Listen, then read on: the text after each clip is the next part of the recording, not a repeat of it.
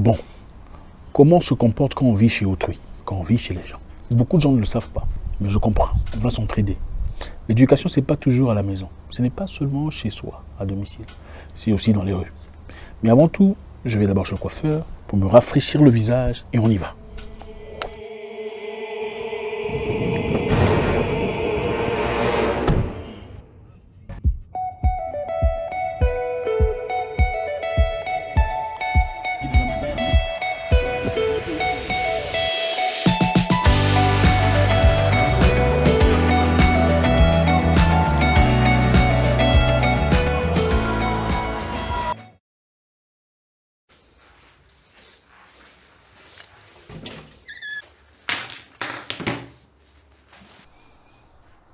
Morimos, bicame, mirengue, carango.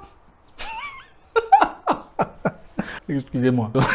Cette chanson en boucle dans ma tête. N'importe quoi. Bon, l'éducation ne se fait pas toujours à la maison. L'éducation se fait dans la vie, dans les rues, chez les amis, chez les frères, chez les cousins. On n'apprend pas tout à la maison, c'est clair. Okay? La propriété, des fois, quelquefois, et beaucoup d'autres choses d'ailleurs, s'apprennent dans les rues. C'est dans les rues que voilà quoi, vous avez compris ce que je veux dire. Alors aujourd'hui, on va voir très rapidement 10 choses qu'on ne fait pas quand on va chez eux. Enfin, 10 choses à faire quand vous vivez chez les gens. Parce que bon, beaucoup de personnes ne le savent pas. Ce n'est pas nécessairement de leur faute. Voilà, c'est la vie. Alors on va commencer très rapidement. 1. Quand vous vivez chez les gens, vous vous adaptez à leur style de vie. Alors, c'est-à-dire quoi? Vous vivez chez les gens, vous ne venez pas vous imposer selon votre caractère, votre façon. Vous ne venez pas vous imposer en essayant d'imposer à tout le monde votre façon d'être. C'est-à-dire, vous vivez chez les gens. Ça peut arriver pour plusieurs raisons. Peut-être que vous êtes en difficulté, peut-être que vous êtes pendant un voyage, peut-être que vous n'avez pas d'argent, ou on vous a jeté dehors. Et par chance ou par peu importe coïncidence, quelqu'un vous approche, vous appelle chez lui. Quand vous vivez chez les gens, vous regardez comment ils vivent. Donc la première chose, vous observez comment ils vivent. Est-ce qu'ils sont calmes? Est-ce qu'ils font du bruit? Est-ce qu'ils prient? Est-ce qu'ils ne prient pas? Est-ce qu'ils aiment le football ou pas? Ils mangent à quelle heure? Vous vous adaptez à leur façon de vivre. S'ils se réveillent tard, il ne faut pas aller vous réveiller tôt et réveiller tous les gens. Réveiller tout le monde. C'est impoli. Ça n'a aucun sens. Vous vivez chez les gens, il faut vous adapter à leur style de vie. Quand est-ce qu'ils mangent? Il faut manger quand ils mangent. Il ne faut pas aller demander la nourriture avant que tout le monde ait mangé. Et surtout, il faut aussi éviter de demander la nourriture quand on a déjà fini de manger. Parce que là, vous venez, même si on ne le dit pas subtilement, vous le faites une fois, d'accord, 2 fois, d'accord. Mais après, ça commence à devenir gênant. Parce qu'il y a des gens où la nourriture, il n'y a pas beaucoup, d'accord. Il y a juste assez pour manger. Et quand toi, tu viens en retard, les gens ont mangé. Tu empêches aux gens de manger correctement. C'est ça la réalité. Vous ne connaissez pas leur poche. Donc, ne venez pas imposer aux gens votre style de vie. Quand vous vivez chez les gens et ils prient, c'est bien. Il faut prier avec eux. D'accord? Pour ceux qui aiment la prière. Vous vivez chez les gens, ils ne prient pas. Pourquoi vous vous réveillez à 4 h du matin, vous commencez à crier au paradis? Non, c'est impoli. C'est impoli. Et je vous vois venir, les gens ici disant, ah non, il faut prêcher la parole. Mais attendez, ce n'est pas chez vous. C'est impoli. On peut être quelqu'un de très spirituel et être mal éduqué. C'est possible.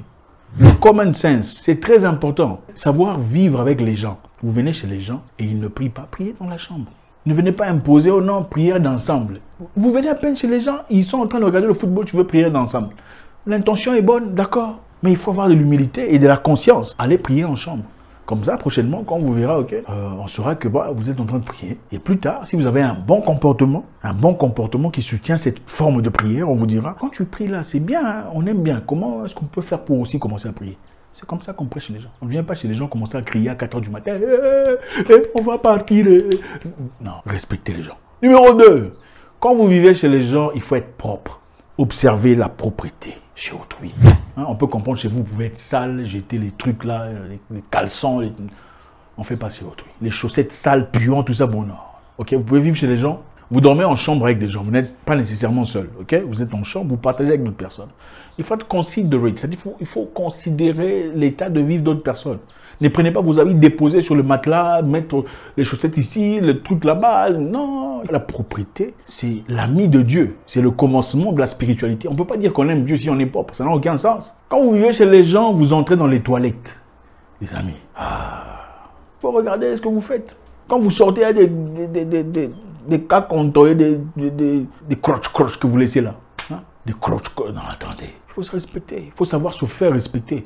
Vous allez chez les gens, il faut être minutieux. Il faut regarder qu'est-ce qui s'est passé là-bas. Il faut nettoyer. Il faut garder. Regarde, il n'y a pas plus dégoûtant que nettoyer des trucs laissés par quelqu'un qui est en train de visiter ou une personne. En plus de cela, ne fout rien dans la maison. Il n'y a pas plus dégoûtant.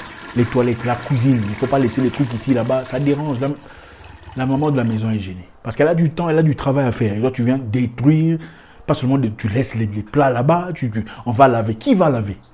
Vous prenez une douche. Je sais que bon, normalement, beaucoup d'Africains, quand ils se douchent, ils lavent leurs caleçons là directement. Quand vous lavez votre caleçon, pourquoi vous laissez ça en douche? Vous êtes chez les gens. Ah oui, il y a des gens qui oublient. C'est des choses qui peuvent arriver, mais bon, il faut faire attention. Hein, l'oubli est normal, mais bon. Voilà, il faut faire attention. Numéro 3. Quand vous vivez chez les gens, vous ne prenez pas la télécommande en otage. Il y a beaucoup qui sont là. Oh, il faut mettre l'information. Attendez, tu es chez autrui. C'est chez toi. La télécommande là t'appartient. Les petits sont là en train de jouer, ils veulent regarder des dessins animés. Toi, tu prends la télécommande. Non, non.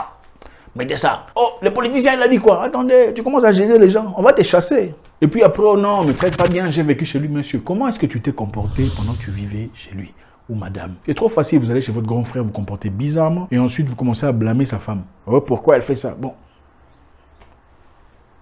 Il faut faire attention. Vous ne prenez pas la télécommande, vous ne commencez pas à commander les gens. Hey, tel, amène-moi de l'eau, amène-moi les chaussures. J'ai laissé mes chaussettes. Non. Donne ça au domestique. Ah, attendez. Dosez. Il faut vous parler comme ça parce que c'est comme ça que vous comprenez. Quand vous vivez chez les gens numéro 4, vous ne venez pas en retard.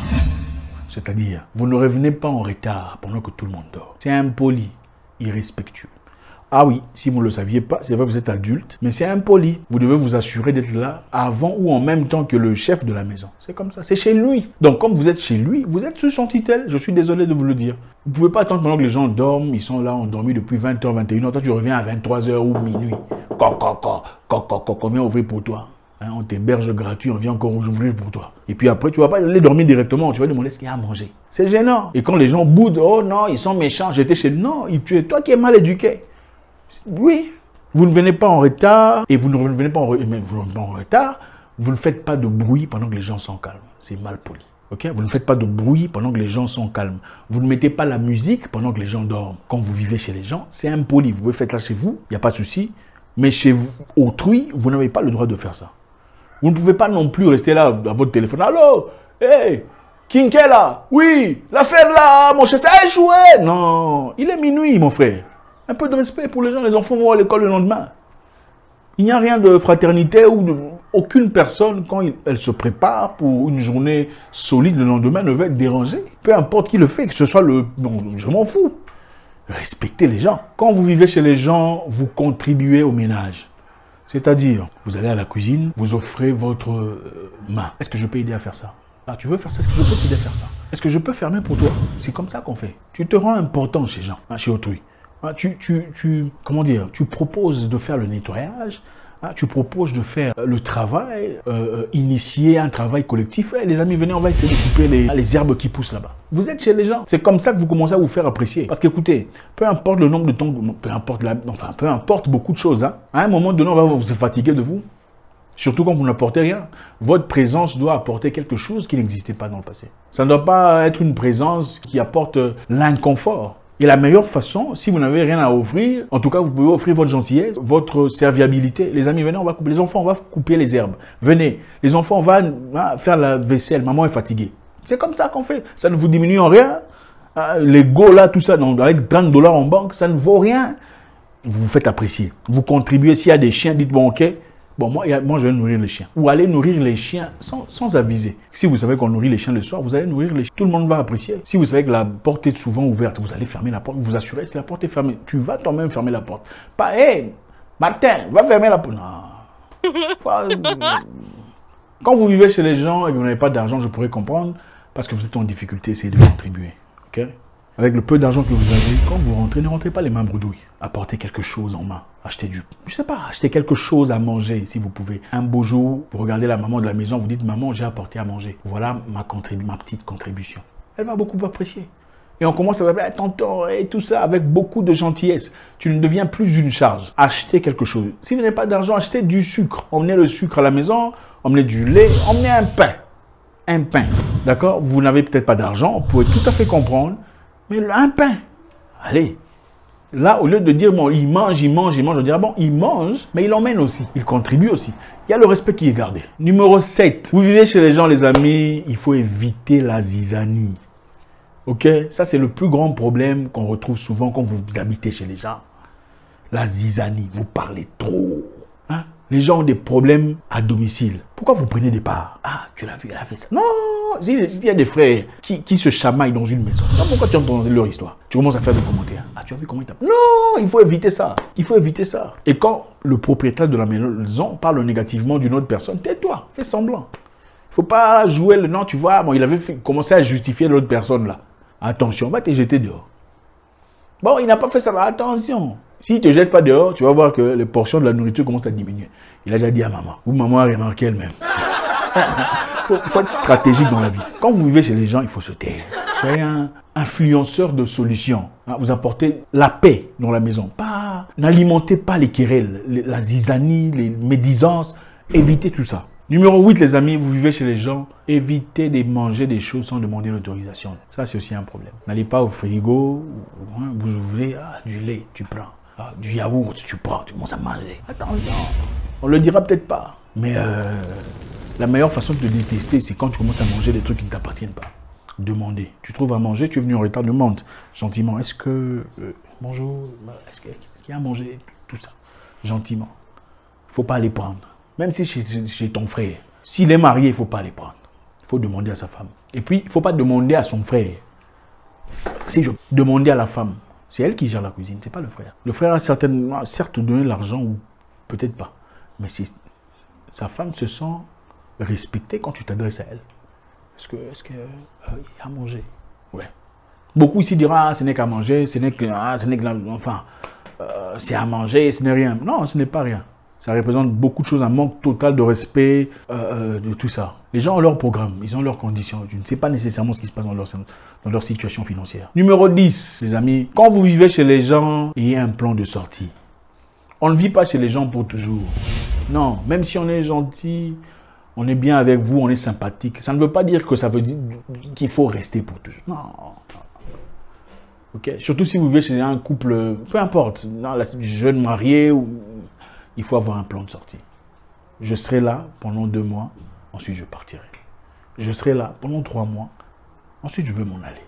Pas je suis là depuis 1 an, 2 ans, 3 ans. Bon, après tout, on est bien, tout le monde est gentil. Non. Il faut avoir un plan de sortie. Après tout, vous êtes un adulte, n'est-ce pas? Vous ne resterez pas chez autrui pendant 5 ans. Non, ça ne se fait pas. Donc, ne commencez pas à vous gêner quand vous sentez que les gens, vous devenez un point insupportable. Les gens ont besoin de leur temps. Il y a des trucs qu'ils veulent peut-être faire dans les salons. Pendant qu'il n'y a personne, mais toi, tu es là. Il faut partir. Merci infiniment, les amis. C'est toujours avec beaucoup de plaisir. Si vous avez aimé, écrivez Level Up 2. Level Up 2. S'il vous plaît, si vous aimez ça, comme ça, on sait de quoi il s'agit. Qu'est-ce que vous aimez? Level Up 2. Level Up 2. Si vous aimez ça, on va compter pour savoir ce que vous aimez et vous distribuer des choses selon ce que vous aimez. Au revoir.